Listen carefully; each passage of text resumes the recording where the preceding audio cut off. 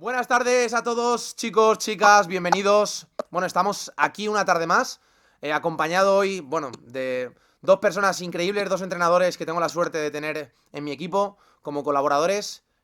Manuel Escalante, Juan Manuel Sánchez, ¿es así? Así es.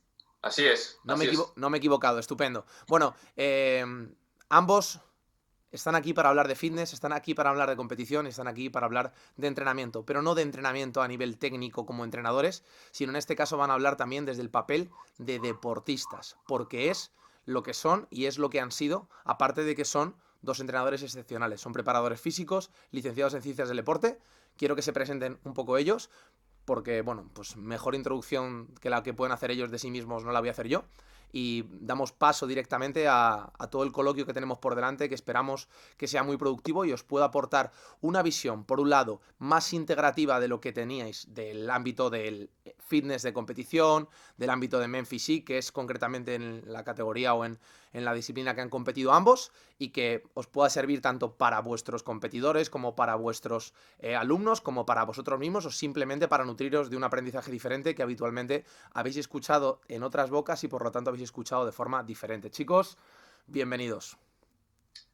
Muchas gracias, José. Bueno, pues me presento, yo soy Manuel Escalante. He competido 3 añitos en Men Physique, hace ya un par de años que no compito. Tengo intención de volver a competir, pero bueno, me estoy preparando en ello. Y básicamente deciros que este deporte es un deporte que requiere mucha disciplina, requiere tener una motivación interna brutal, porque tienes que estar día a día cumpliendo, la constancia lo es todo en esto, ¿vale? Y luego es algo muy bonito, porque no solo toca el físico, que es lo que mostramos en tarima, sino también te toca ser fuerte de mente en tu día a día, compaginando tus comidas con tu universidad, con tu trabajo, y al final es algo que si se lleva de la manera adecuada y se individualiza al atleta, es algo que puede ser muy, muy, muy bonito. Así que nada, yo he competido a nivel regional, a nivel nacional, he obtenido bastantes puestos bastante guays. Y nada, doy paso a mi compañero, que se presente él y que os dé un poco la visión de este deporte. Y nada, Perfecto. dale, Bueno, compañero. pues como ha dicho Josué, soy Juan Manuel Sánchez y nada, yo competí hace ya bastante tiempo, en 2013. Solo he competido esa vez. Sí que he seguido como yo en algún momento medio preparándome por si en algún momento volvía, pero sí que es cierto, como ha dicho Manu, que yo más que competir por un físico era por el momento que estaba, por el momento que vivía psicológico en ese año o en esa época. Y quise incluso meterme ese punto extra de exigencia o de tener el foco muy, muy, muy atento y muy preciso en algo para o bien evadirme de lo demás o bien, sí, sobre todo por evadirme de lo demás, pero y tener algo como muy cerrado, muy estricto. Yo quería llevarlo como al extremo, por así decirlo. Y creo que, de hecho, no se considera quizá en algunas organizaciones como deporte, pero para mí es un deporte muy, muy, muy exigente y sobre todo a nivel psicológico, porque físicamente lo primero que suelen preguntar es ¿cuántas horas vas al gimnasio? Exactamente. Y, y digo, no tiene nada que ver con eso el culturismo o sí, a cualquier categoría, men's physique o ya estés en absoluto o al nivel que tú quieras. Y, y nada, y al final por tocar un poco más de deportes y demás, estuve cambiando un poco, pero lo que he vivido desde muy, muy, muy pequeño es el culturismo y rodearme con gente del culturismo y demás. Estupendo. Chicos, bueno, yo no me he presentado. Hay gente que quizás escucha este podcast y no me conoce y dice quién es este tío que está hablando, aparte de Manuel y de Juanma. Bueno, yo soy Josué Tarillo, soy también licenciado en Ciencias del Deporte. He sido competidor durante muchos años, no en Men Physique, pero sí en otros deportes. Y he sido entrenador durante muchos años, sigo siéndolo, y preparador físico. Y bueno, pues la visión que yo puedo tener del mundo del rendimiento también creo que puedo aportar un valor. Y estoy aquí también para aprender, como la mayoría de los que nos estáis escuchando. Y tengo que decir que soy una persona muy crítica, o siempre he sido muy crítico con el mundo del fitness. ¿Por qué? Lo primero de todo, por lo que todos somos críticos, por desconocimiento. Cuando desconocemos algo, somos normalmente mucho más críticos que cuando lo conocemos y nos damos cuenta de que dentro de todo hay aspectos bellísimos. Yo hoy quiero resaltar 2 aspectos que para mí son de admirar de un deporte como el fitness, de un deporte como el culturismo. Uno de ellos es que no es un deporte en el que puedas permitirte el lujo de no ser constante, de no ser disciplinado día tras día, hora tras hora. No hay ningún break. Yo he competido en muchos deportes y hay gente que llega a la competición a ver qué pasa. En estos deportes no creo que suceda eso, con lo cual para mí es un síntoma de compromiso competir en un deporte así brutal. Por un lado, en la preparación resalto eso, pero por otro lado, siempre hablamos de exceso de ego por un lado, de falta de ego por otro. Creo que en la vida hace falta mucho más un autodiálogo positivo y autoconfianza. Y cada uno de los deportistas que se suben a una tarima, creo que la autoconfianza que tienen que adquirir o que tienen que demostrar o que tienen que crear y construir es tal que para mí igual. Creo que mucha gente con un autodiálogo negativo, que está todo el día hablando cosas malas de sí mismo, debería plantearse un reto de exponerse, de atreverse, de arriesgarse y de dar lo mejor, que para mí el ponerte en ropa interior o en bañador delante de mucha gente y exponerte directamente como Dios te trajo al mundo, creo que hay que tener mucho valor y creo que hay que tener mucha autoconfianza y, en el buen sentido de la palabra, ego. Y eso es algo que muchas veces nos falta o que malinterpretamos. No sé qué opináis, chicos. Sí, totalmente, totalmente. O sea, incluso los valores que te da el deporte por esa exigencia que tiene, luego extrapolarlo a la vida es quizá más fácil y más práctico de lo que piensa la gente. Porque al final lo que se ve es eso, es como muy de fuera por el desconocimiento que comentas.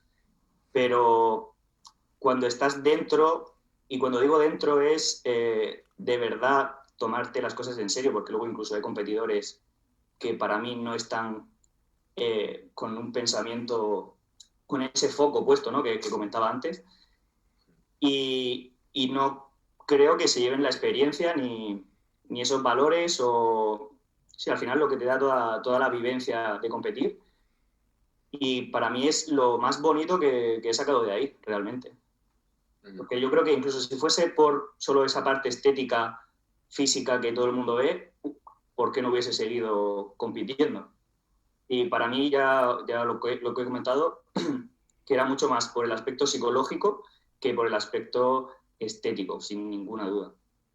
Sí, yo creo que al final de todos los deportes se puede extrapolar la filosofía que hay detrás a la vida, a tu día a día. Y a mí lo que me dio empezar en este deporte fue disciplina, fue saberme organizar, no sé, que cada día me sale algo me sale un trabajo, me sale un examen, pues me sé organizar mis comidas, sé mover mi entrenamiento, porque sé que lo tengo que hacer y tengo tantas ganas de hacerlo que lo consigo. Y siempre al final me sé organizar y es algo que yo antes no era tan organizado y gracias a esto pues me sirvió un montón.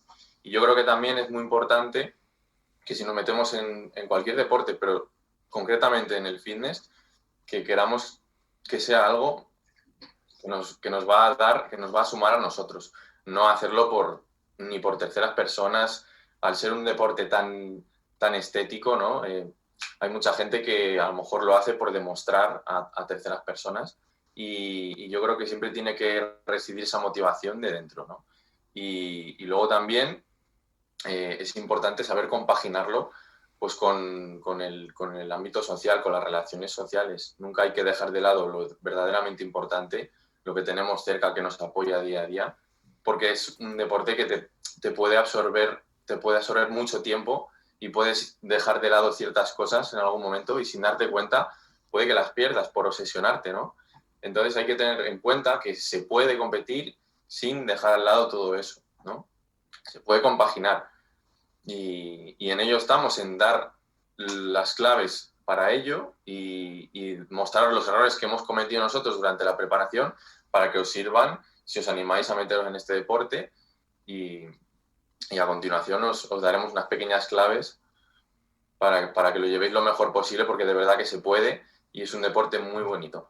O sea que Estupendo, chicos. Ahora pasaremos un poco a las claves, pondremos un supuesto práctico, sí, por ejemplo, ¿vale? Porque obviamente si alguien nos pregunta, oye, peso 120 kilos, tengo un 50% de grasa corporal, ¿qué tengo que hacer para competir en Men Physique, ¿no? Creo que primero mm, tenemos que garantizar una base y unos mínimos antes de plantearnos un objetivo competitivo. No es como si nos dice esa misma persona qué tengo que hacer para competir en atletismo. Pues obviamente hay un camino demasiado largo que no podemos ahora mismo escrutar durante este vídeo o durante este podcast. Pero a mí me gustaría haceros dos preguntas antes de empezar. Una de ellas va en relación a lo que habéis comentado, el aspecto psicológico, el aspecto motivacional, el enriquecimiento que te llevas de esta competición a nivel psicológico, que creo que es algo que, como muchas veces el fitness es eclipsado únicamente por la parte estética, se nos olvida que detrás hay motivos psicológicos. En carrera, en atletismo, en running, en una maratón, queda muy claro y está muy vinculado con retos emocionales, con retos de vida, con aspectos psicológicos, y ahí la gente, más que con el aspecto físico, muchos lo hacen por un reto psicológico, ¿no? De superación. Pero el fitness, como que esa parte no trasciende y no nos damos cuenta de que ahí hay personas y que detrás de esas personas no solo hay una parte estética. Entonces mi pregunta es, ¿no consideráis que sería adecuado o recomendable que la gente que vive dentro del fitness o vosotros que formáis parte o habéis formado parte de forma más o menos directa o más o menos continuada, se remarcara más la importancia de que hay personas detrás de esos músculos y que el aspecto psicosocial es importantísimo en este deporte? Primera pregunta, ¿creéis que habría que remarcarlo más desde dentro? Y segunda pregunta, si alguno de los dos fuerais ciegos, ¿seguiríais queriendo competir en Men Physique o os gustaría o sería el detonante para, mira, ya que no puedo mirarme, ¿para qué voy a mejorar a nivel estético? Esas dos preguntas me gustaría haceroslas, sé que no estaban preparadas ni nada, pero bueno, simplemente que le deis una vuelta y que planteéis una respuesta que va a ser buena porque simplemente os pido vuestra opinión. mm, Pues, bueno, yo la primera pregunta, a nivel psicológico, yo pienso que sí se tendría que remarcar más desde dentro. También se debería hacer, no desde dentro, sino desde todos los ámbitos y que se sepa desde cualquier perspectiva. Pero como al final no sale a la luz, excepto quien lo vive, y quien lo vive o bien por lo que vayan a decir o incluso por, no sé si habrá competidores que muestren o crean que van a mostrar debilidad, porque al final aquí los egos, como también viene esa parte estética, van a estar lo normal que muy subidos. Aunque no sea durante la preparación a la competición, pero luego en la competición sí, o cuando hay que comparar.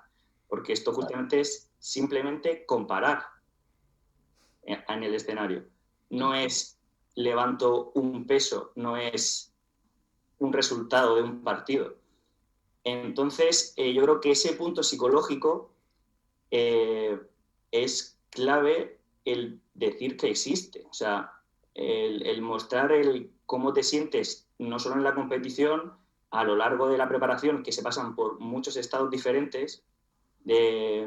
No sé, a mí me ha pasado estar con mi pareja de ese momento, se ponga a comer croissants con chocolate y yo volverme loco y hacerme un bocadillo de pechugas de una barra de pan, todo de pechuga, y eso fue saltármelo. Entonces, tú mismo aprendes no solo el querer exigirte, sino el a veces decir, vale, me estoy exigiendo, pero también hasta aquí. O sea, es como controlar a nivel psicológico todas las emociones, tanto cuando te vas al extremo de lo bueno y te endiosas porque has ganado una competición, porque te ves un cambio físico increíble, por el motivo que sea, como cuando estás fatal por no puedo ir a X sitio, que luego, como dice Manu, se puede compatibilizar la vida totalmente. Un compañero mío no iba a bodas ni nocheviejas, y si iba era con su tupper. Entonces, bueno, mm. yo creo que a menos que estés, que al día siguiente tengas la competición, pues no creo que te vaya a pasar nada si una comida de todo el día medio las altas, porque luego incluso hay ciertos menús que están muy bien. Entonces es eso, yo creo que a nivel psicológico falta mostrar lo que vivimos, porque hasta que no lo vives, nadie lo sabe, no se ve. Yo creo también que es que poco a poco con el tiempo, cuanto un deporte se hace más grande, lo saca más en los medios de comunicación, se hace más visible, la gente lo empieza a normalizar. Pero como es un deporte minoritario que la gente solamente lo conoce pues, por los grandes culturistas y la verdad es que asusta un poco esa forma física, lo asocian a lo que lo asocian. Pero si nosotros desde dentro empezamos a compartir sensaciones, empezamos a compartir con nuestro entorno, que es un deporte saludable, que no hay ningún tipo de problema en practicar fitness, poco a poco la gente empezará a entenderlo. Pero yo creo que también es muy importante, ya que es un deporte individual, estar rodeado de gente que vaya a competir, intentar aprender de otros, no compararte solo, sino preguntarle a ese chico que crees que va a competir, oye, ¿cómo estás llevando la dieta? ¿Qué entrenamiento estás haciendo? Siempre compartir y constantemente aprender, porque si nos centramos en nosotros, en mi cuerpo, en mi dieta, en mi entrenamiento, ahí llega el problema y yo creo que es algo bonito de compartir cuando vas al gimnasio, pues hablar con gente, pues mira, voy a prepararme, ¿cómo me ves? ¿Qué me recomiendas? Y hay que normalizarlo, ¿no? Hay que abrirse a la gente y simplemente que empiecen a verlo como un deporte, pues, como otro cualquiera, ¿no? Yo, incluso por comentar sobre lo que ha dicho Manu, he conocido gente que se está preparando y no lo quiere decir. Sí. Eso pasa. En un equipo de, no sé, fútbol, simplemente te van a hacer las pruebas en un equipo medio decente y tú lo que estás es diciéndoselo a todos tus amigos, si el partido puede, o sea, si el entrenamiento o el partido pueden ir a verlo, que vayan a verlo, y aquí o competidores que no dicen que compiten o que no vayan Sí, o no subes tus progresos por el que dirán, por si te comparan con fulanito. Entonces yo creo que somos nosotros los atletas los primeros que tenemos que abrir la mente y hacerlo con orgullo, mostrar con orgullo que voy a competir, que lo hago por mí y es la manera en la que la gente puede conocernos, puede ver que es algo totalmente normal y que se puede con todo, con tus exámenes de la universidad, con tu trabajo, que si tú tienes la motivación y las ganas y obviamente tus apoyos, porque tienes que tener a tus amigos que te apoyen, a lo mejor a tu pareja, es muy importante que la familia lo sepa, que no lo ocultes en casa. Entonces todo esto, si lo sabemos controlar, de verdad que puede ir muy bien. Pero si empezamos a esconderlo, a ocultar cosas, eso pues ahí muy mal, de verdad. Y además que tu gente cercana va a vivir ese estrés psicológico sí o sí. Entonces, claro, mejor el ir transmitiendo la información de qué estoy haciendo y cómo me encuentro que el intentar ir... Y luego un consejo que os puedo dar es que no tengáis prisa por competir. Sé que podéis ver vídeos o tener a referentes y tener esa motivación de yo también quiero competir, pero es que a lo mejor no es el momento, a lo mejor no estás preparado. No digo que no tengas el físico, sino que a lo mejor tu entorno, tu bolsillo, no sé, ponte sobre la mesa todos los factores que influyen en una preparación y mira a ver si es el momento o no es el momento, porque mucha gente tiene muchísimas ganas, pero luego hay muchas cosas que no le acompañan y pueden hacer que sea una preparación totalmente odiosa, pues porque en casa no lo comparten contigo, a lo mejor estás con muchas cosas a la vez y no te puedes centrar. Entonces también es importante saber si es tu momento, porque si no es complicado. No anticiparse, ¿no, chicos? Es decir, no hacerlo de forma prematura porque quizás la mala experiencia que te llevas hace que no vuelvas a competir nunca, claro, en lugar de esperar a su momento. Justo. Sí. Básicamente es eso, Josué. Sí. Estupendo. Y nada, con la segunda pregunta de si fuese ciego, si hubiese competido, realmente no lo sé. Yo diría que yo diría que no. Muy bien. Yo creo que no, porque al final, por lo que a mí me llamó la atención este mundo, es porque lo vi y a nivel estético. Lo que pasa es cuando ya me puse a investigar o a vivirlo yo, aunque no fuese con la preparación esa de la competición, vi que me gustaba también pues entrenar, ese aspecto psicológico, la exigencia, etcétera. Pero yo creo que a la mayoría de personas cuando le entra es por el ojo. Entonces yo creo que no lo hubiese conocido realmente. Vale. Porque como también al ser un deporte minoritario, no, te digo, no sale en la tele, no sale es porque tú empiezas con el mundo del gimnasio en sí a nivel cuerpos y acabas viendo ese tipo de cosas. Entonces yo creo que ni lo hubiese conocido, seguramente. Bueno, en mi caso, he de decir que si nazco ciego, obviamente, no puedo comparar con nada lo que es la armonía de un cuerpo. No sé, nunca lo he visto, ¿no? No competiría porque nunca lo he visto. Pero si me quedo ciego hoy, tal vez sí que utilizaría dentro de un tiempo la competición, pues para demostrarme a mí mismo que aún habiendo perdido la visibilidad, pues sigo currándomelo, sigo teniendo ese físico que tenía y puedo llegar a mejorarlo sin tener visión. Y a lo mejor si tu entorno te anima, si encuentras otra vez la motivación, a pesar del problema que has tenido, pues volvería a competir, ¿por qué no? Por mostrárselo también a los demás de que puedo. Pero, hombre, sin haberlo visto, yo también estoy contigo, Juanma, de que no, es imposible, ¿no? He puesto este ejemplo, como si pongo el ejemplo de si naces sin brazos o sin brazos o sin manos, obviamente al balonmano no puedes jugar, ¿no? Vale, en este caso esperaba que me pudieras responder con que sí, con que no, porque obviamente la perspectiva es diferente. Sin entrar en si he nacido ya ciego, que efectivamente tu mundo y tu entorno es diferente, ¿vale? Has crecido en un mundo diferente al que hemos crecido nosotros. Como el factor estético visual del deporte es el protagonista, mi pregunta era esa, que si quitamos esa visión, la gente que entrena solo por estética, que no digo que sea vuestro caso, ni siquiera el caso de competidores de fitness, pero hay gente que compita o no en fitness, entrena solo por estética, solo por mirarse al espejo.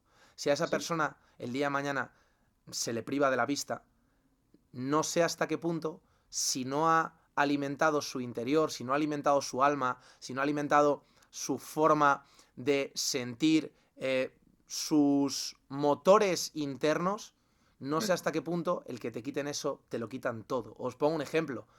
Josué, ¿seguirías yendo a ver la puesta de sol a Donosti si no tienes vista? Pues quizás no, o quizás vería el inicio, el amanecer, por el calor que da el sol. Entonces, yo lo que quiero deciros, chicos, es como una forma, tanto a vosotros dos como a la gente que nos está escuchando, de añadirle valor a este deporte, es que aunque no pudiéramos ver, ¿vale? Lo que va a modificar el entrenamiento no solo va a ser la estética, va a ser la plasticidad neuronal, va a ser la forma de interpretarlos, va a ser que si tú te acuestas con una persona, ¿vale? Y tenéis relaciones, no es lo mismo que esa persona se cuide y estéticamente esté bien a que no se cuide. Ya no hablamos del tacto, hablamos de muchos otros sentidos que interactúan en las relaciones humanas y que es importante que también tengamos en cuenta que influyen en cómo nos encontramos a nivel estético. Y desde aquí a toda la gente que solo le motiva la parte estética, que se plantee que tiene que empezar a intentar alimentar otras áreas de su cuerpo, no porque se vaya a quedar ciego, que seguramente no sea así, pero sí porque el día de mañana esa parte que ve habrá cambiado, esa cara que no tenía arrugas las tendrá y ese cuerpo habrá modificado y lo que hayas sacado por el camino va a ser más enriquecedor que las fotos que puedas albergar de una etapa brutal de tu vida, pero que como todo pasa. Totalmente, José. Bueno, chicos, me gustaría que pusiéramos un ejemplo práctico, ¿vale? Yo desde aquí, si meto el cuezo me decís, o si no estáis de acuerdo me lo decís, pero bueno, poniendo el ejemplo, competidores y competidoras, pero vamos a hablar en términos de competidores, que quizás la parte hormonal afecta menos o hay menos interferencias que en las mujeres. Por ejemplo, a nivel menstrual, obviamente, pocas interferencias tenemos, pero en términos generales, el porcentaje graso es uno de los detonantes de que el aspecto estético, obviamente, salga a relucir o no. En términos generales, los hombres, sin entrar en muy jóvenes o muy mayores, podríamos hablar de que en un porcentaje grasa saludable, pero a la vez estético, podría estar en torno al 10, 15%, y en mujeres podríamos hablar de entre un 20 y un 25. Obviamente un competidor o una competidora están muy por debajo del 10 en hombres y están muy por debajo del 20 en mujeres. Entonces a mí me gustaría, primeramente, chicos, que me explicarais las fases que puede tener una preparación a nivel competitivo, ya sea de un año, de 6 meses, de alguien que ya tiene una base de entrenamiento, de alguien que tiene una estética y una masa muscular mínima, pero que no está en un pico de forma, que está en un 10%, en un 11%, y que querría competir. ¿Qué fases tenemos que seguir? Se habla de fases de volumen, fases de definición, la fase de picking precompetitiva, que pudiéramos ir desglosando algunas de ellas e ir contándonos desde vuestra experiencia en qué se basan, qué características tienen y, oye, pues poder aportar vuestra visión práctica y empírica. Vale. Bueno, pues comienzo yo, si os parece bien. Nada, está claramente diferenciada la parte de etapa de definición, etapa de volumen. Todos sabemos que para crecer hay que comer y hay que entrenar duro. Entonces, bueno, si empezamos en una etapa de volumen, obviamente vamos a tener que acostumbrarnos a tener un poquito más de grasilla. No pasa nada por coger un poco de grasa, porque va a ser una manera de poder entrenar más fuerte, vamos a tener más energía. También vamos a poder tener alguna comida libre pautada, cosa que en definición no. Y más aspectos relevantes del volumen, pues tal vez el NEAT no es tan importante en estos momentos, no vamos a tener que hacer tanto cardio, porque nuestro objetivo es pues mejorar esos puntos débiles, darle más forma a lo mejor al hombro, ya que estamos moviendo más kilos, o el músculo que tengas un poco más rezagado, y simplemente crecer, porque luego va a tocar pulir, ¿no? Entonces, bueno, fase de volumen totalmente diferenciada, y también tener en cuenta un poco qué suplementos vamos a necesitar. Pues yo creo que importante la creatina, nos va a ayudar a recuperarnos de esos entrenos tan intensos, de esa frecuencia y esa intensidad tan fuertes de entrenamiento. Y también pues la proteína, es un básico en mi suplementación. Yo no abuso nunca de suplementación, entonces yo creo que la creatina y una proteína, unos aminoácidos, es más que suficiente por una etapa de volumen. O sea que no os preocupéis por el tema económico. Sí que es verdad que se come mucho, a lo mejor podemos hacer entre 6, incluso 8 comidas al día, ¿no? Ya depende de cada preparador, de cada filosofía de cada uno. Hay muchos métodos de ganar volumen. 5 comidas, 6, 7, 8. Pero lo importante es que prioricemos la frecuencia y la intensidad del entrenamiento, ¿vale? Iremos jugando con ellas en función de cómo nos encontremos. Tenemos que tener en cuenta la fatiga también. Cada 8 semanas más o menos realizaremos unos controles de esa fatiga y intentaremos pues ver que todo va bien, que todo el sistema hormonal va bien, y esa es la primera etapa, ¿no? Etapa de volumen, crecimiento muscular, y no sé si quieres añadir algo. Se hacen analíticas cuando has hablado de, por ejemplo, valorar la fatiga, o simplemente es con una medición de la fatiga acumulada. Se os hacen test y valoran el eje cortisol-testosterona. ¿Qué datos a tener en cuenta? No digo cómo se tiene que hacer, sino cómo lo has hecho tú, con cosas mejores y con cosas peores. Sí, pues yo básicamente me controlo la fatiga con una escala subjetiva de esfuerzo, ¿vale? Yo me intento escuchar a mí mismo, lo hablamos en el otro podcast también tú y yo, ¿te acuerdas? Y intento ver si soy capaz de recuperar al día siguiente el esfuerzo realizado en un entrenamiento. Y obviamente pues las analíticas son muy importantes para que te guíen un poquito de si estás en orden, si tienes alguna carencia, necesitas algo. Entonces una analítica siempre es necesaria cada X tiempo, pero básicamente es eso. Genial. Manu, Juanma. Vale, pues yo lo que pienso es que, bueno, por ejemplo, una duda que suele tener mucha gente es en qué etapa estoy o qué tengo que hacer. ¿no? Porque cuando estás en ese punto de, a lo mejor, depende de la persona, porque como has dicho bien, el porcentaje de grasa, yo creo que entre el porcentaje de grasa y la cantidad de masa muscular que tengamos es lo que nos va a decir me voy a un lado o me voy a otro, también dependiendo de la competición a la que quieras optar. Entonces, yo creo que en esos porcentajes de grasa estéticos para personas normales están ahí en esos porcentajes que he comentado de chicos en torno al 10, en chicas 20, 20 algo. Pero sí que es cierto que luego, por hilar un pelín, yo he encontrado casos que un 15%, un 10% en chicos no es lo mismo en uno que en otro. Porque al final la distribución de la grasa sí que entre chicos y chicas hay diferencias más o menos generales, pero incluso dentro de los chicos puede ser que acumule mucho más a nivel pectoral y abdominal, otro en cambio más tren inferior.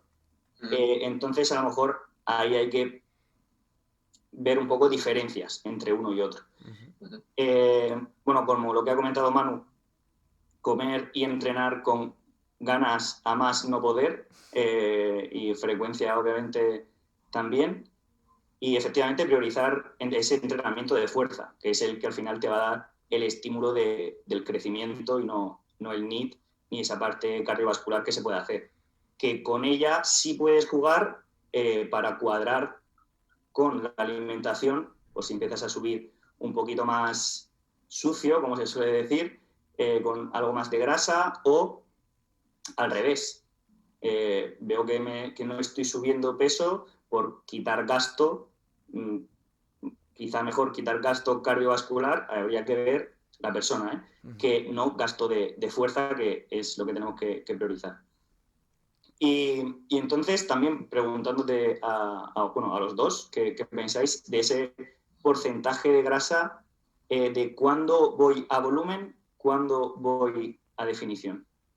Vale. Yo no sé si me voy a desviar un poco de la pregunta que me has hecho, pero está relacionado. Y es que yo creo que hay dos tipos de grasas, ¿vale? Para mí. Yo creo que una persona puede tener grasa acumulada de años y años que no se ha quitado en su vida. Y si es un sujeto que nunca ha hecho una definición, antes de empezar este volumen, ha de hacer una limpieza, ha de hacer una definición para ver lo que tiene, para ver cómo se queda su cuerpo sin esa grasa de años y años. Y eso es lo más complicado para mí. La primera vez que eliminas esa grasa es muy complicada de quitar. Y yo como consejo os diría que si vais a empezar a prepararos para una competición, primero sepáis lo que tenéis debajo, veáis los puntos débiles, los puntos fuertes, y ya podéis empezar de cero, por así decirlo, para construir una base con esa etapa de volumen y poco a poco ir subiendo una grasa, pero una grasa buena, por así decirlo, que no la tienes de hace años y es una grasa más dura, ¿no? No sé si lo habéis notado, pero yo cuando hago revisiones a mis clientes, se nota cuál es la grasa que vale, que es un poco blandita, pero hay grasa dura, hay grasa de que está ahí abajo y cuesta sacarla. Entonces, importante, antes de hacer un volumen, hacer una pequeña defi para ver qué es lo que tenemos y qué es lo que hay que trabajar, dónde tenemos que incidir más y dónde menos. Así que bueno, quería comentarlo también como consejo.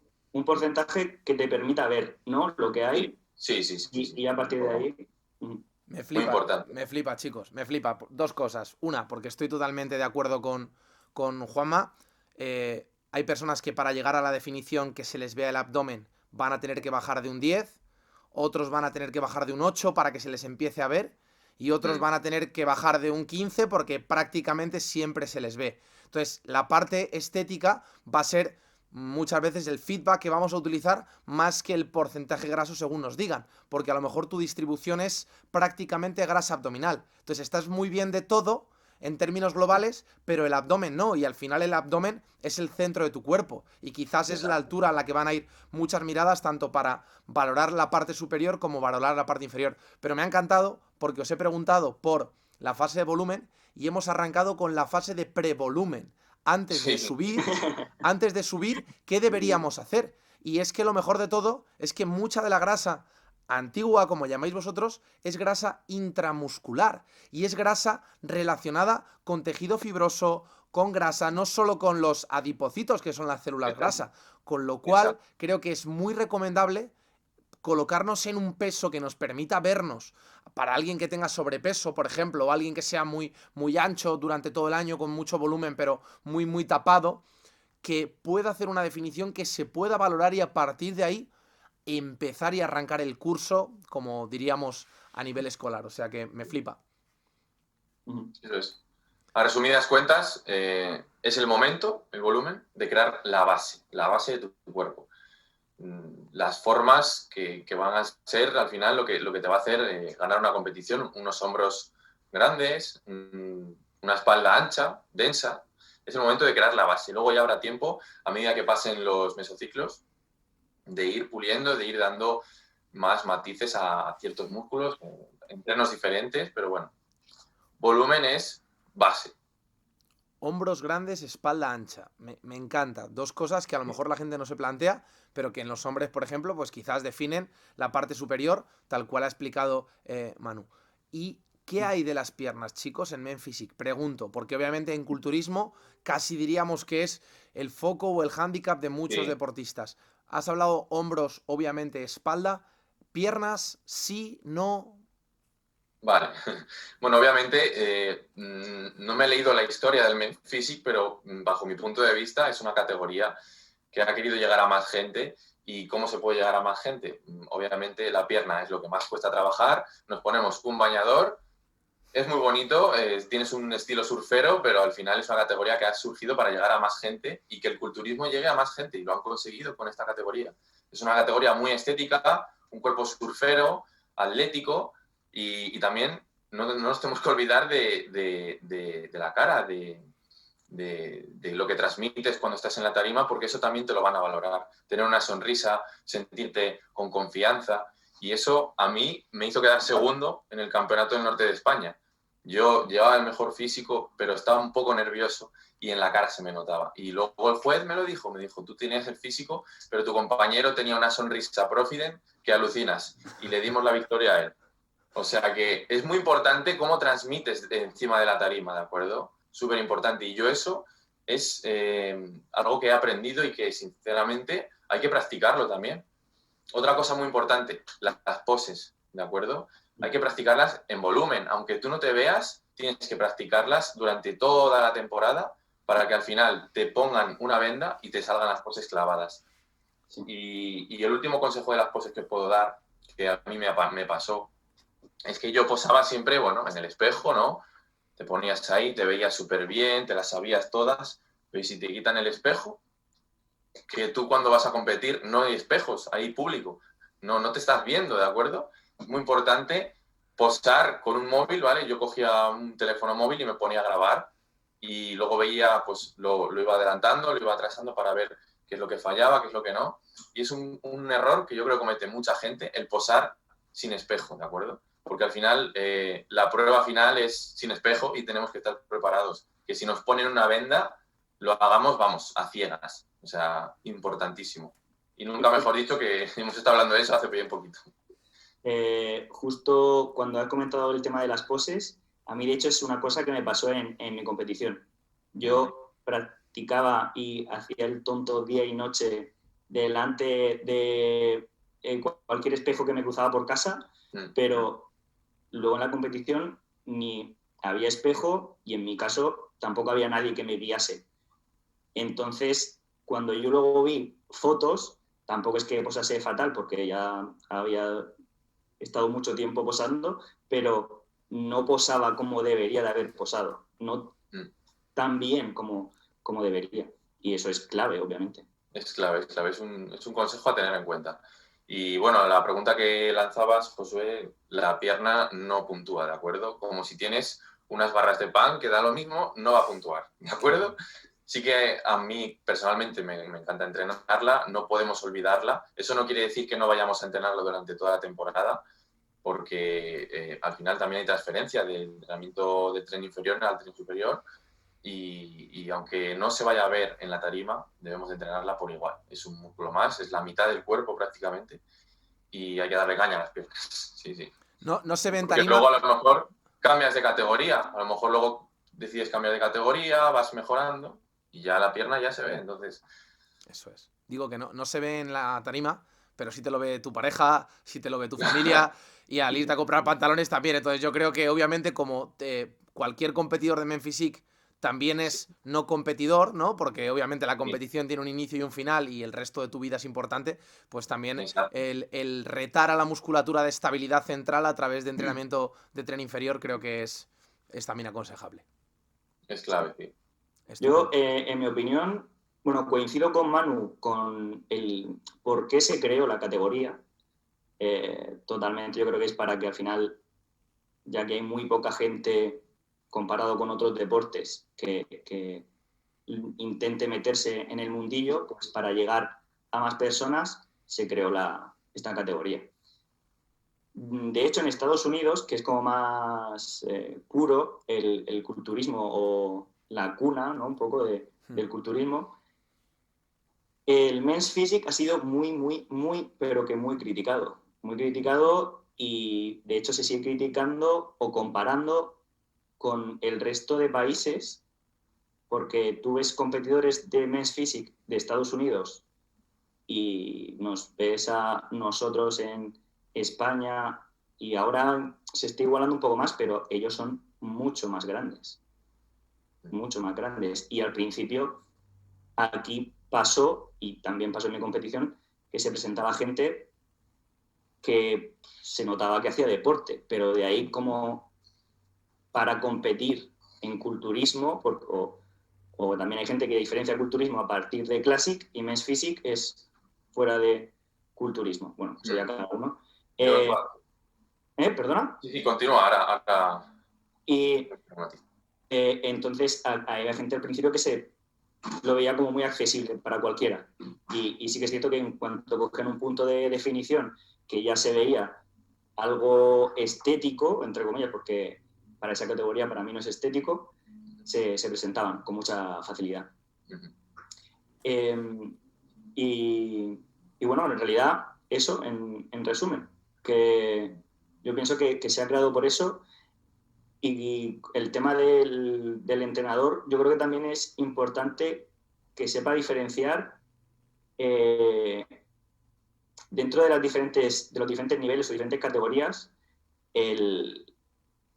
incluso el cómo a nivel psicológico o a nivel entrenamiento todo afecta el tema de las piernas.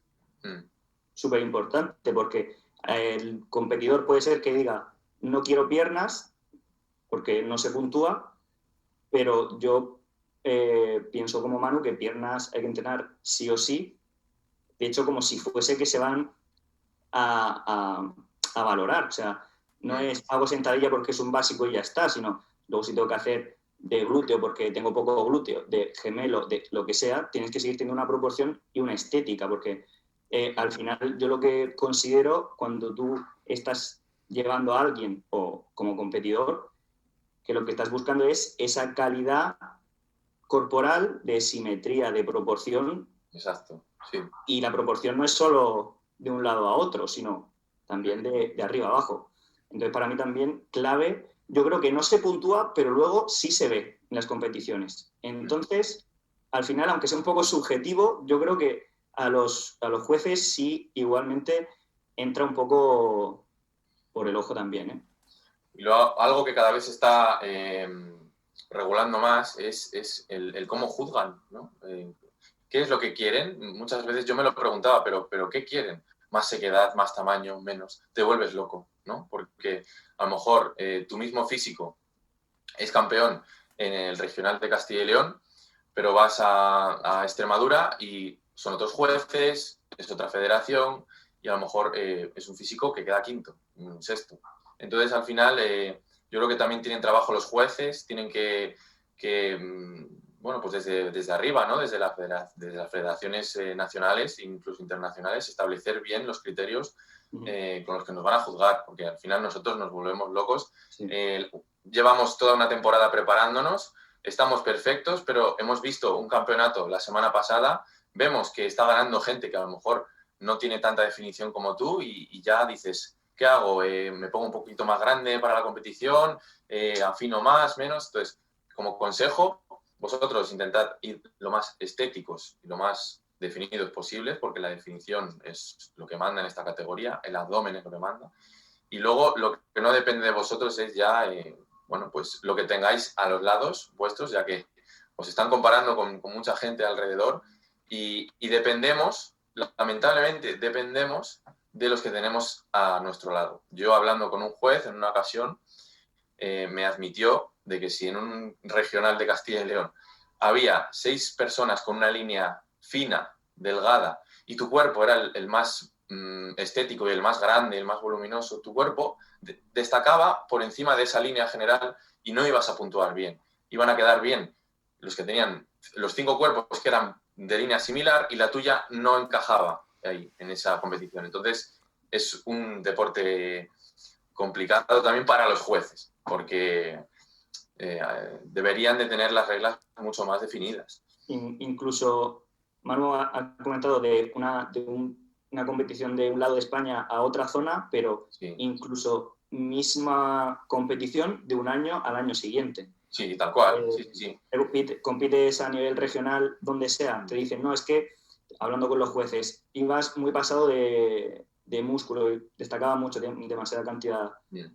Al año siguiente te preparas con menos tamaño muscular, a lo mejor afinando un poquito más, que es lo que te han dicho, y luego te quitan puntos por eso, porque ese año, o bien por esa línea se ha quedado un pelín más alta y tú destacas como te has quedado pequeño, o por...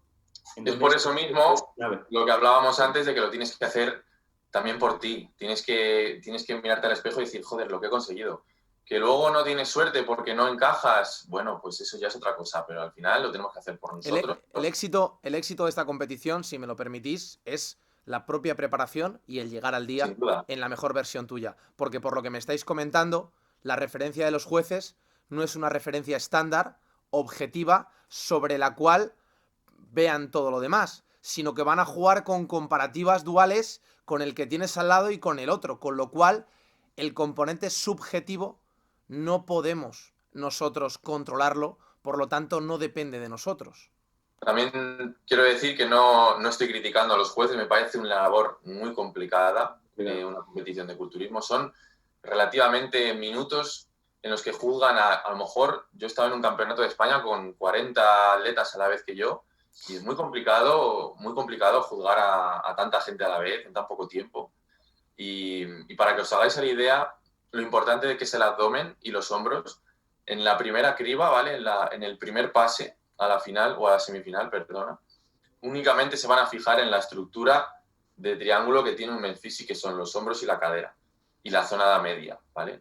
Simplemente el que tenga esta estructura va a pasar a una persona que a lo mejor es súper definida y estética, pero es más como un cuadrado, ¿vale? Entonces, como consejo también, esconded, los que tengáis la cintura ancha, escondedla todo lo que podáis, practicar en casa para girar la cadera de tal manera que vuestro cuerpo sea un triángulo. Eso es súper importante también. Qué bueno. Chicos, cerrando el tema de la fase de volumen, ¿vale? Para no extendernos demasiado, ¿qué ejercicios y qué alimentos serían los que destacaríais en la fase de volumen, si hay que destacar alguno? Aunque luego los destaquéis otra vez en la fase de definición, pero sí me gustaría que, por lo menos respecto a vosotros, oye, si vivierais en Japón, pues destacaríais a lo mejor el sushi. Aquí a lo mejor, en su día, en 2013, Juanma no comía sushi. Contadnos un poquito. Juanma, ¿te parece que le des tú a la nutrición y me pongo yo con los ejercicios de entrenamiento? Vale, sí, sin problema.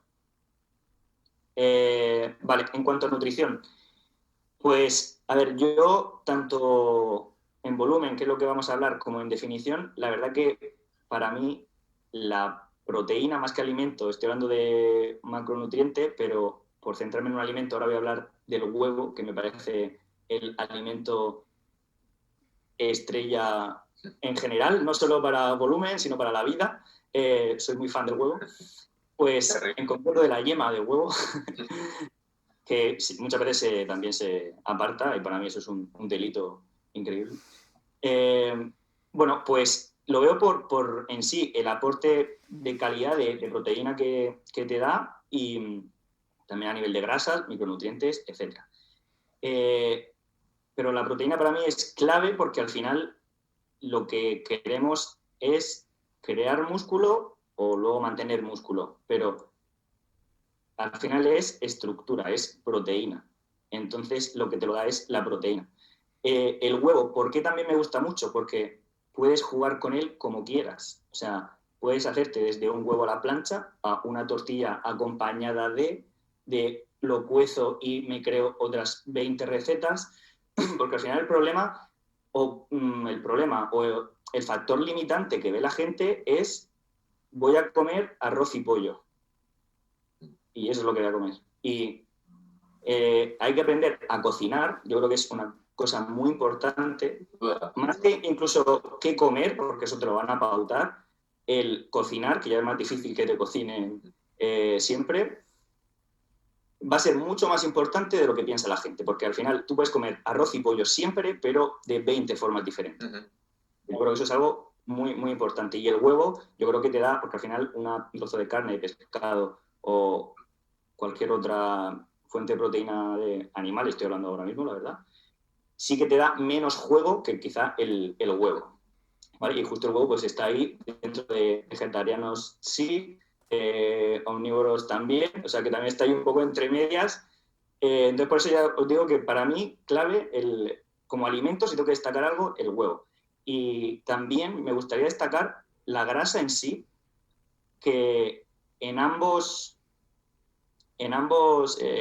fases yo creo que se olvida un poco, quizá en definición menos, porque bueno, también, en definición también, porque suele mucha gente quitar todo menos proteína, y pienso que la grasa es algo, justo por lo que comentaba al inicio Manu, de ese eje hormonal y que todas las funciones vayan correctamente, muy, muy importantes, tanto vegetales como animales. Genial. Como resumen de lo que has comentado, el arroz y el pollo están genial, chicos, pero como ha dicho Juanma, hay que echarle huevos. Simplemente nos quedamos con eso, ¿vale? Y jugar con los huevos, además, que lo ha dicho él, que dan mucho juego. Damos el paso a Manu que nos cuente algunos ejercicios que él Sí, utilice. antes de nada quería añadir a lo que ha dicho Juanma, que es súper importante lo de saber cocinar. O sea, si os vais a poner a hacer dieta, básicamente lo que hacemos es comer y entrenar, ¿no? Es lo más importante. Entonces, si haces que las dietas, o sea, que las comidas de las dietas estén ricas, con sazonadores, bueno, sabiendo cocinar, manejándote en los fogones, no tiene nada que ver a hacerlo todo según te lo ponen en el papel y comerlo casi por obligación, ¿no? Eso a mí me ayudó mucho a disfrutar de mi dieta de volumen, disfrutar de mi dieta de definición y, bueno, teniendo un poquito ya de manejo en la cocina, que me fuera mucho más llevadero. Eso es súper importante. Y luego ya pasando al entrenamiento, yo creo que, bueno, siendo entrenadores, es imposible no mencionar el entrenamiento de fuerza. Es la base, sea en definición, o sea en volumen, tanto en definición. Así lo digo, en definición también hay que entrenar fuerza, hay que jugar con las intensidades, pero bueno, entrenamiento de fuerza con básicos, súper importante. Los básicos te van a dar la estructura de tu cuerpo, la forma de tu cuerpo.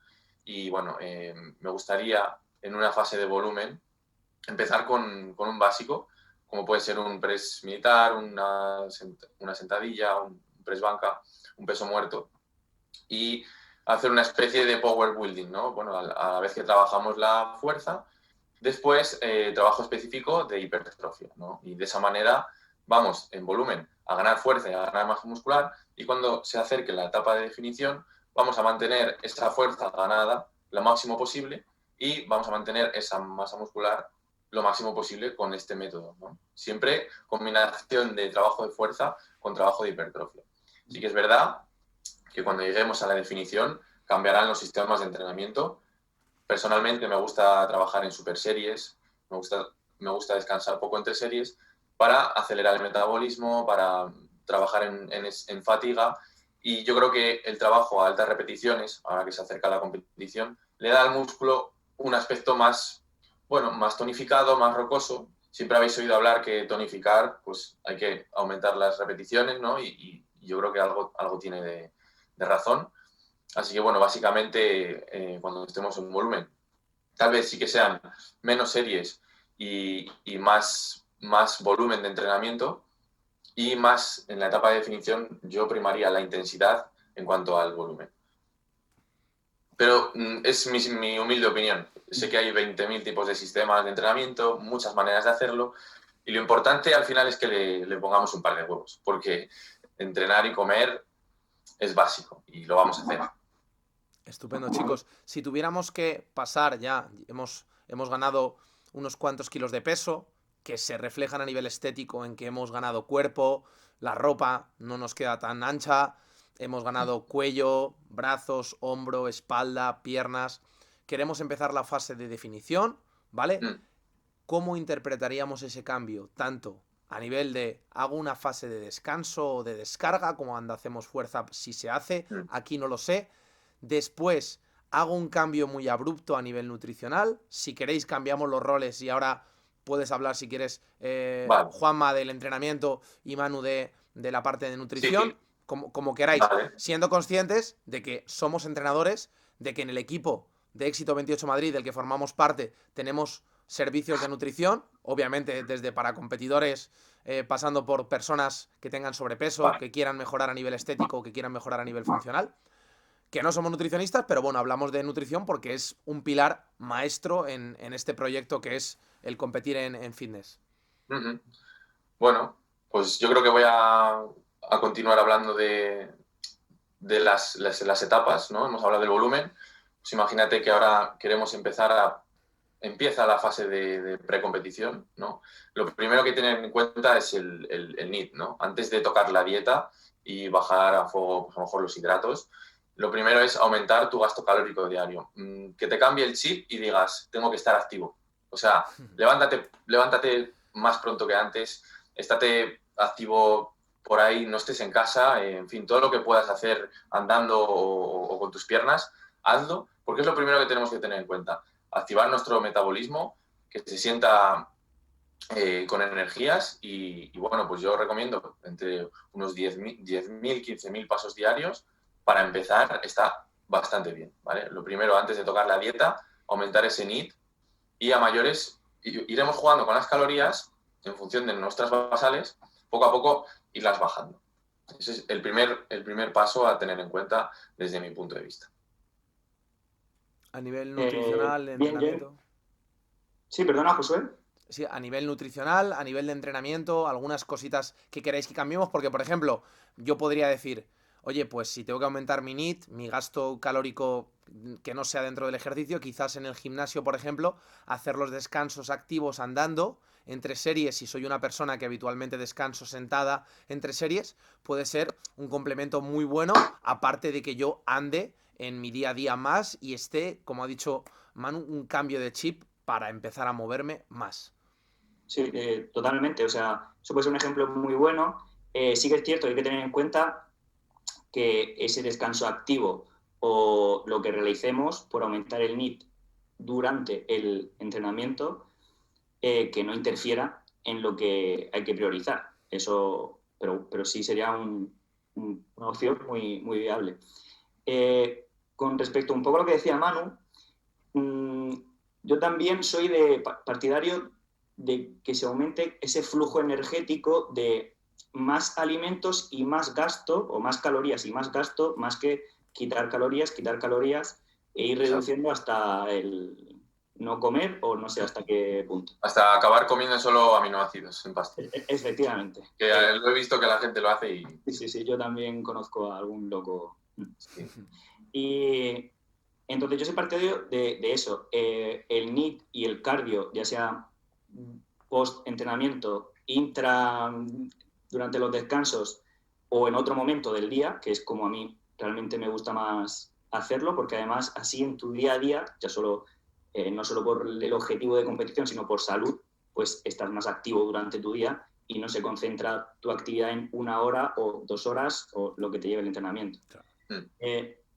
Ya que lo quieras hacer en ayunas, no en ayunas, eso, igual que cardio de baja intensidad, alta intensidad, con el HIIT, que desde hace unos años se ha puesto muy de moda también en competidores, mientras no influya negativamente en esa parte de fuerza que siempre se va a tener que priorizar para mantener la masa muscular, no hay ningún problema, tanto por gustos, porque a uno le va a funcionar mejor una cosa y a otro otra, ya es adaptarlo al competidor.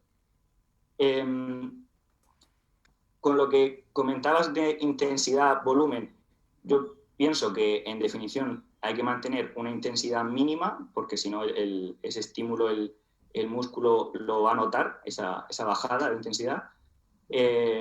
O sea que de nuevo a echarle huevos.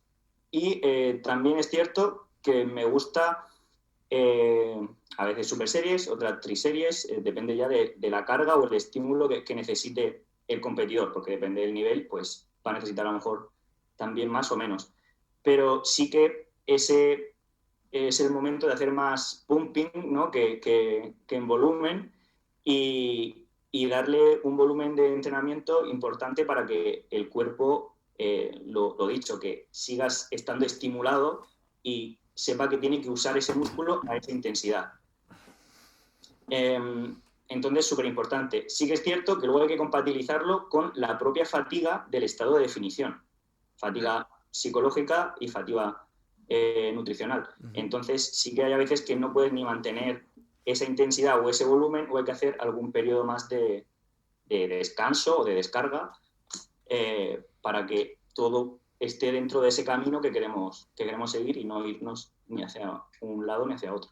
Vale, chicos, entonces deberíamos mantener una intensidad alta, es decir, seguir jugando con cargas altas, no de repente bajarlas, pero aumentar el volumen, aparte de mi actividad física diaria, aumentar el volumen a nivel de repeticiones en el conjunto de las series, en el conjunto de series compuestas, biseries, triseries, series gigantes, etcétera. ¿Es así? Sí, eso puede ser una opción a seguir. Es que al final a mí me da un poco de reparo hablar de recetas así tan... Ya. Dentro de lo estricto que lo estamos poniendo, porque hay personas que sin un mínimo de intensidad y necesitas, por ejemplo, esos básicos que hemos dicho de press militar o sentadilla, muy intensos, ves que el músculo empieza ya a adaptarse o que necesita ese estímulo tan intenso. O bien porque lo ha hecho durante muchísimo tiempo o al revés, porque lo lleva haciendo muy poco tiempo y eso es lo que realmente impacta en el cuerpo. Adaptarnos a cada persona independientemente de lo que nos planteen en función de cómo vaya respondiendo, ¿no? Si la receta es algo cerrado, pero luego respondo peor, tendré que cambiar. Igual que si respondo mejor, quizás ese es mi camino, ¿no? Entonces, individualizar, que es verdad que es un tópico, pero no es importante comentarlo. Y a nivel de suplementación, chicos, y de alimentación, ¿qué haríamos? Tenemos que intentar condensar toda la información porque ya llevamos una hora de podcast e intentar decirme eso. A nivel de suplementación, ¿qué utilizaríamos en definición? ¿Qué cambios podríamos tener a nivel nutricional? Y... Perdona, Josué, que me ha faltado decir una cosa y si no me voy a estar mordiendo la lengua. Sí que es cierto que al hacer esas series gigantes o super series, lo que nos está ayudando es a ese propio gasto aumentarlo también. Entonces, que por eso puede ser una opción muy buena para la mayoría de gente. Por si se ha quedado ahí en duda de, bueno, entonces, ¿qué hago?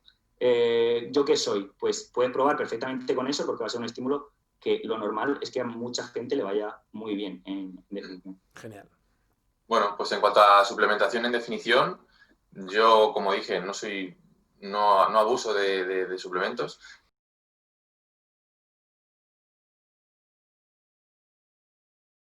Chicos, con la pequeña interrupción que hemos podido tener, queremos hacer este desenlace, el desenlace de este podcast a través, pues, de cómo intervenimos en definición. Nos hemos centrado mucho en volumen, importante toda la parte psicológica que hemos trabajado, que hemos explorado.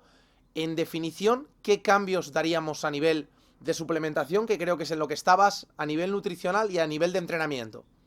De acuerdo, bueno, pues hablamos de la suplementación, que deberíamos de aumentar esos estimulantes naturales, como puede ser la cafeína, la teína, y también diuréticos naturales muy importantes para eliminar todo ese líquido que debemos, pues como puede ser pues, la cola de caballo, por ejemplo, y creo que es la gran diferencia, ¿no? En grandes rasgos, estimulantes debido a la fatiga que tenemos de la extinción calórica y también esos diuréticos naturales que nos ayuden a eliminar líquidos. ¿De acuerdo? Genial. Yo, bueno, remarcar que para mí es como el suplemento que a mí más me gusta, aparte por la evidencia científica también que tiene, e igualmente la creatina, como ha comentado antes Manu, en volumen también, pero para mantener y seguir entrenando con esa intensidad y aguantar, porque muchas veces la intensidad la aguantamos, pero debido a esa fatiga o a esa restricción calórica, aguantamos pero poco tiempo.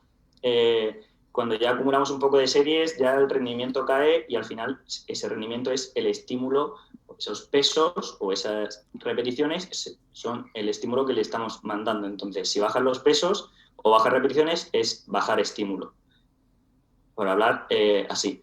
Entonces, muy importante también la creatina para también no solo ir fuerte, sino mantener en Sobre tiempo. todo para personas quizás que pierdan músculo muy rápido, que tengan un catabolismo más acelerado, ¿no? Respecto a la hidratación, que no hemos hablado nada y lo considero un aspecto importante, Exacto. que Súper importante. has hablado obviamente de diuréticos naturales, pero sí me gustaría que hablarais de la hidrólisis o de cómo lo interpretasteis vosotros desde el error o desde el éxito, el tema de la hidratación. Vale. Bueno, pues yo voy a ser muy sencillo. Yo, seguramente mi compañero a lo mejor lo complica un poco más, pero yo siempre había tenido miedo a lo de las bajadas de agua, la sal, cargas y descargas, y cuanto más me preocupaba por ello, peores resultados obtenía. No porque hice las cosas mal, sino porque creaba un estrés psicológico a mayores de lo que viene a ser la propia competición. Entonces, normalicé la sal normal, ¿vale? Tirando a baja. Y el agua, sí que es verdad que yo soy de beber mucha agua, entonces bebía en precompetición en torno a 5 o 6 litros de agua diarios, ¿de acuerdo?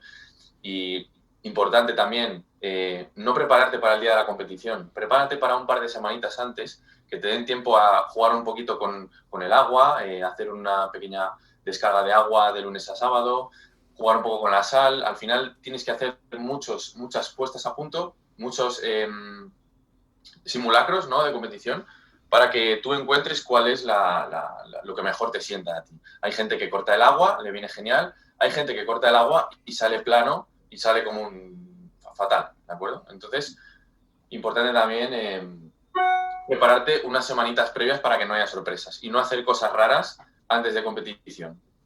Un competidor, un atleta natural, tiene que ir muy lineal, ¿vale? Y no hacer cosas raras ni cambios bruscos para no trastornar nada, ¿de acuerdo? Genial. Sí, totalmente de acuerdo. Yo pienso que esos simulacros de competición son súper importantes y necesarios, porque persona que realmente tiene que cortar el agua, y cuando digo tiene, es como necesidad de cortar el agua para competir, es porque no va en el punto de definición que tiene que ir. Claro, no. Eso es muy antiguo, esos son mitos que había antes y ha evolucionado mucho la ciencia, hay muchos protocolos que incluso la gente en vez de bajarla la sube al máximo y juega con las sales minerales. Entonces son, bueno, protocolos antiguos que yo creo que se han quedado muy atrás de las posibilidades que tenemos hoy día, mucho más saludables. Totalmente, incluso, bueno, yo conozco también gente que está tomando agua destilada en momentos antes de competición y, bueno, locuras de todo tipo.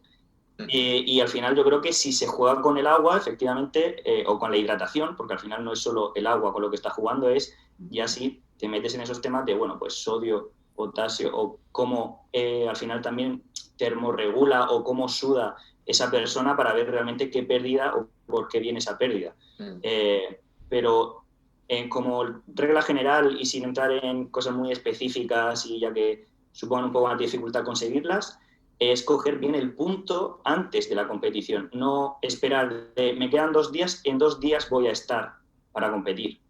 Y es por eso que yo creo que ya, resumiendo, lo más importante es individualizar todo el programa de entrenamiento y el protocolo de nutrición, y también tener muy claros las semanas, todo estructurarlo perfectamente para que no haya sorpresas y tener esas semanas previas para poder hacer pruebas puestas a punto y que no te toque hacer cambios en el último momento, que es cuando vienen esas sorpresas que no deberían.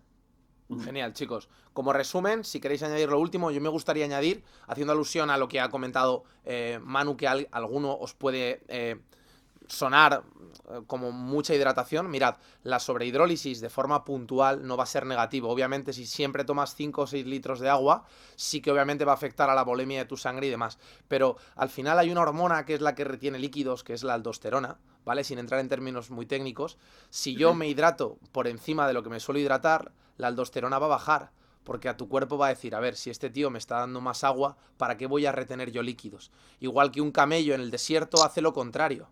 Dice, voy a retener líquidos porque yo no tengo apenas agua. Lo mismo con el tema de las grasas que ha comentado Juanma al principio. Si yo restringo grasas por doquier, quizás pueda obtener un resultado estético, pero quizás la cago porque al no darle ese macronutriente a mi cuerpo dice, no me lo das, lo retengo. Puede ser que sí, puede ser que no. Como ha dicho Manu, hay que individualizar, pero intentad pensar que si yo quiero poder ser más efectivo utilizando algo, si yo quiero ser más efectivo utilizando mancuernas, tengo que entrenar con mancuernas. Y si yo quiero ser más efectivo utilizando grasas, también tengo que utilizar esa ingesta de grasas de la misma forma que la hidratación y de la misma forma que cualquier otro macronutriente que tengamos en nuestro día a día. Totalmente. Yo sí, remarcar incluso por tampoco asustar a las personas, pero sí que esa pérdida o cortar el agua, a mí lo que me pasó fue que me vació muscularmente de una forma increíble.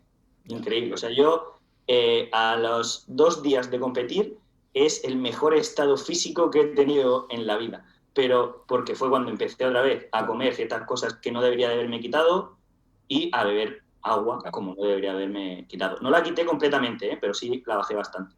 Y entre eso y diuréticos de cola de caballo y caldo de alcachofa, que es lo que yo tomé en su momento, Qué bueno. pues me quedé como una pasa, vamos. Bueno, Sí, eso... también tenemos que escuchar al cuerpo y nuestro cuerpo, si le das en exceso algo, te lo va a manifestar, y si le quitas algo en exceso también lo va a manifestar. Entonces, hay que ser un poco más, escuchar un poquito más al cuerpo y seguramente el resultado será más eficiente. Tal cual. A los que nos estéis escuchando y habéis llegado hasta aquí, daros las gracias por formar parte de nuestro camino, porque sin vosotros estas cosas pues las haríamos a puerta cerrada, y si abrimos la puerta es porque estáis vosotros ahí. Dejar un poco la expectación de lo que ha comentado Juanma respecto a, ostras, si yo estaba 2 días después, os podemos ya dejar entrever que quizás tenía que ver con una carga de hidratos de carbono que muchas veces no se hace y por eso pues me quedo más desinflado, pero eso quizás es el tema de otro podcast. Agradecer a Juanma y a Manu que hayan estado aquí durante todo este tiempo compartiendo esta charla, este coloquio conmigo y con todos vosotros. Y a los que nos estéis escuchando y no nos conocéis, emplazaros a visitarnos en redes sociales @éxito28madrid, en la página web www.éxito28madrid.com y en Madrid, que están estos dos figuras en la calle General Perón 25 cerca de Bernabéu, que simplemente contéis con nosotros para ayudaros con vuestro entrenamiento, ayudaros con vuestros objetivos y ayudaros con vuestros retos, que vuestros retos, si los ponéis en nuestras manos, serán también nuestros retos. Chicos, muchísimas gracias por estar ahí y hasta el próximo capítulo. Gracias a ti, José. Chao, nos vemos. Gracias, chao. Chao, Manu. Chao.